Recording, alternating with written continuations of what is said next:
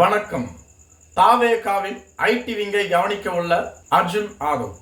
விடுதலை சிறுத்தைகள் கட்சியிலிருந்து 6 மாத காலத்திற்கு அர்ஜுன் ஆதவ் அவர்கள் இடைநீக்கம் செய்யப்பட்டுள்ளார்.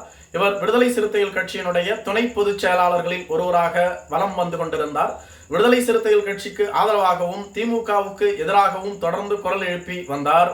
திமுகவுக்கு எதிராக பேசியதால் திமுக கொடுத்த அழுத்தத்தின் காரணமாக விடுதலை சிறுத்தைகள் கட்சியிலிருந்து அக்கட்சியினுடைய தலைவரான திரு தொல் திருமாவளவன் அவர்கள் அர்ஜுன் ஆதவை கட்சியிலிருந்து நீக்குவதாக அறிவித்துவிட்டார்.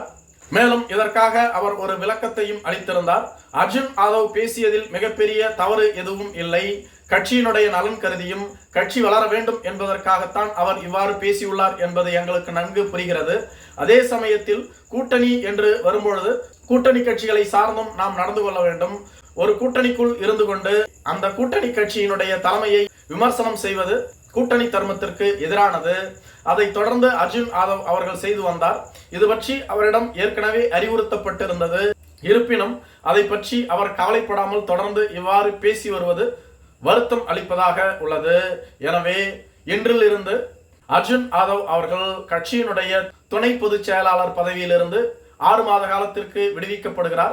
இது ஒரு இடைநீக்கம் என அறிக்கை விடப்பட்டிருந்தது. மேலும் அர்ஜுன் ஆதவ் அவர்கள் விடுதலை சிறுத்தைகள் கட்சியிலிருந்து விலக்கப்பட்ட 6 மாதத்திற்கு அமைதியாக இருப்பாரா என்றால் இருக்க மாட்டார் என்றுதான் கூறுகிறது. மீண்டும் திமுகவை சாடி இன்று பேசியுள்ளார். அது மட்டும் இல்லாமல் ஆதவ் அர்ஜுன் அவர்கள் தமிழக வெற்றி கழகத்தில் இணைய உள்ளதாக ஒரு செய்தி வந்தாலும் கூட உடனடியாக அவரை கட்சிக்குள் இணைத்துக் கொண்டால் அது மிகப்பெரிய தர்ம சங்கடமாக மாறிவிடும். ஏனெனில் விடுதலை சிறுத்தைகள் கட்சியை வேண்டுமென்றே உடைப்பதற்காகத்தான் அர்ஜுன் ஆதவே அந்த கட்சிக்குள் சென்றார். திமுக கூட்டணியில் இருக்கக்கூடிய விடுதலை சிறுத்தைகள் கட்சியை தமிழக வெற்றி கழகத்திற்குள் கொண்டு வரத்தான் விஜய்க்காக வேலை செய்து கொண்டிருக்கிறார் அர்ஜுன் ஆதவ் என்று ஏற்கனவே பேச்சுகள் வந்துவிட்டது. விடுதலை சிறுத்தைகள் கட்சியிலிருந்து இன்றுதான் நீக்கப்பட்டார். உடனடியாக தமிழக வெற்றி கழகத்தில் அவரை இணைத்துக் கொண்டால் அது விஜய்க்கும் கெட்ட பெயராக முடியும். மேலும் அர்ஜுன் ஆதவும் இதற்காகத்தான் செயல்பட்டுக் கொண்டிருந்தார் என்றும் கூறிவிடுவார்கள். அதனால் தற்பொழுது அவரை கட்சியில் இணைத்துக் கொள்ள மாட்டார்கள் என்று கூறப்படுகிறது.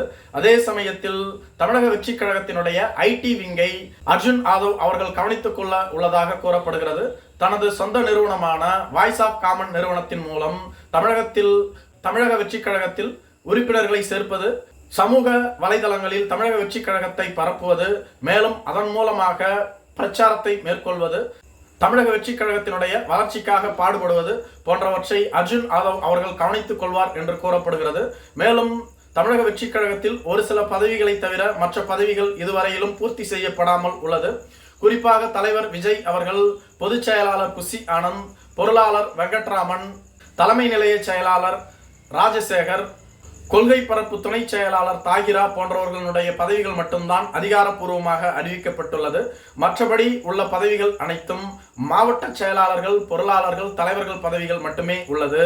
தமிழக வெற்றி கழகத்தில் மாநில பதவிகள் பல காலியாகத்தான் உள்ளது. அந்த பதவிகளில் ஏதாவது ஒன்று அர்ஜுன் ஆதவிற்கு வழங்கப்படும். குறிப்பாக பொருளாளர் பதவி அல்லது இளைஞரணி செயலாளர் பதவி போன்றவற்றில் ஏதாவது ஒன்று அவருக்கு கிடைக்கும் என்றும் கூறப்பட்டு வருகிறது. இந்த இடைப்பட்ட காலத்தில் அர்ஜுன் ஆதவ் அவர்கள் தமிழக வெற்றி கழகத்தினுடைய ஐடி விங்கை கவனித்துக் கொள்வார். மேலும் தமிழக வெற்றி கழகத்தினுடைய வளர்ச்சிக்காக தனது சொந்த நிறுவனத்தை பயன்படுத்தி வருகிறார் என்றும் கூறப்படுகிறது.